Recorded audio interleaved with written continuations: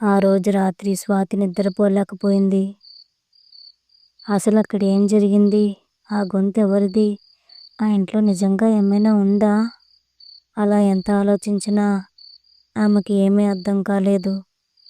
అలా ఆలోచిస్తూనే ఆమె కళ్ళు టేబుల్ మీద ఉన్న డైరీ మీద పడ్డాయి. నెమ్మదిగా డైరీని చేతిలోకి తీసుకుని అరిగిపోయిన లెదర్ను వేళ్లతో నిమిరింది. ఇది పాత డైరీ మాత్రమే, ప్రత్యేకంగా ఏమీ లేదు అని అనుకుని డైరీని మెల్లగా తెరిచి పేజీలు తిప్పింది. అన్ని పేజీలు ఖాళీగా ఉన్నాయి. ప్రియ మాటలు విని నేనే భయపడ్డాను అని నవ్వుకుంది స్వాతి. కానీ అప్పుడే ఒక ఊహించని విషయం జరిగింది. ఆ ఖాళీ పేజీల మీద నెమ్మదిగా అక్షరాలు కనిపించాయి. ఆమె కళ్ళ ముందే అందంగా, స్పష్టంగా వాక్యాలు తయారయ్యాయి. ఒక్కసారిగా షాక్ అయిపోయింది స్వాతి. డైరీ చేతిలోంచి కింద పడేసింది. గుండె దడదడలాడుతుంది. కొంచెం ధైర్యం తెచ్చుకుని డైరీని పైకి తీసింది. ఆ భాష ఇంతకుముందు ఎక్కడా చూడలేదు. కానీ అక్కడ రాసున్నది మాత్రం స్పష్టంగా అర్థమవుతుంది. డైరీలో ఇలా రాసి ఉంది: ఈ డైరీని తెరిచిన వాళ్ళు మాయా ప్రపంచాన్ని చేరుకున్నారు. ఇక మీ విధి ఈ మాయాజాలంతో ముడిపడి ఉంది అని రాసి ఉంది. స్వాతి కళ్ళు పెద్దవయ్యాయి. తర్వాత పేజీ తిప్పింది. నువ్వు ఎంపిక చేయబడ్డావు అని రాసి ఉంది.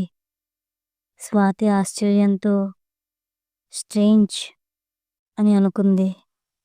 అప్పుడే గదిలో కిటికీలు మూసి ఉన్నా కూడా ఎక్కడి నుంచో బలంగా గాలి వీచింది. ఒక్కసారిగా గదిలో చలి పెరిగిపోయింది. భయంతో డైరీని పట్టుకుని లేచి నిలబడింది స్వాతి. ప్రియ చెప్పింది నిజమేనేమో, దీన్ని తీసుకొచ్చి ఉండకూడదు అని భయంతో అనుకుంది. అంతలో ఆమె చేతిలో ఉన్న డైరీ మెరవడం మొదలుపెట్టింది. ఆ మెరుపు గదంతా వ్యాపించింది. ఆ గదిలో ఒక మూలన గోడ నుంచి పొగలా తిరుగుతూ ఒక నల్లటి ఆకారం బయటకు వచ్చింది. ఏంటిది అని వణికిపోతూ అనుకుంది స్వాతి. ఆ పొగ ఆకారం ఒక నీడగా మారి నెమ్మదిగా స్వాతి వైపు కదిలింది. అప్పుడే ఒక విచిత్రమైన స్వరంతో ఆ నీడ ఇలా అంది: డైరీని వదిలేయి, అది నీకు చెందినది కాదు. స్వాతి శరీరం స్తంభించిపోయింది. కానీ మెల్లగా ధైర్యం తెచ్చుకుని నో అని గట్టిగా అరిచింది. ఈ డైరీ నాకు దొరికింది, నేను వదలను అని చెప్పింది. ఆ నీడ ఇంకో అడుగు ముందుకు వేసింది. అంతే, ఒక్కసారిగా స్వాతి నిద్ర లేచింది. ముఖం మొత్తం చెమటలు పట్టాయి. గుండె వేగంగా కొట్టుకుంటోంది. చుట్టూ చూసింది. తెల్లవారిపోయింది. ఇదంతా కళ అని అర్థమైంది. ఇదేం కలరా బాబోయ్ అని ఊపిరి పీల్చుకుని యథావిధిగా స్కూల్కి వెళ్ళింది. స్కూల్లో లంచ్ టైంలో ప్రియా భవానీకి తన కళ గురించి చెప్పింది. ప్రియ వెంటనే, నేను ముందే చెప్పానుగా, ఆ డైరీని తీసుకెళ్ళి ముందు బయట పడేయి అని చెప్పింది. స్వాతి, లేదు, ఇంకొన్నిసార్లు మన భయాలే మనకి కలలుగా వస్తాయి అని చెప్పింది.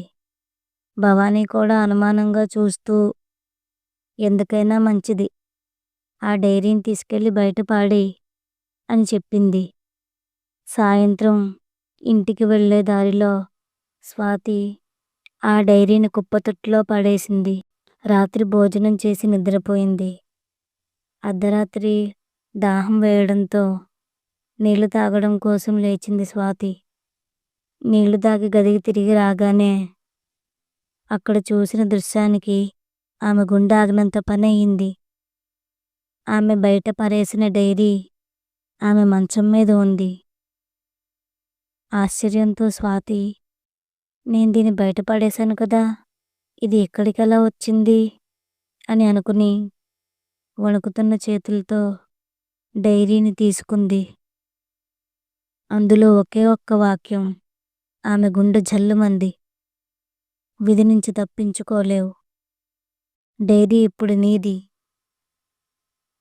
స్వాతి అక్కడే స్తంభించిపోయింది. ఆ డైరీ ఆమెను ముందు ముందు ఏం చేయబోతోంది?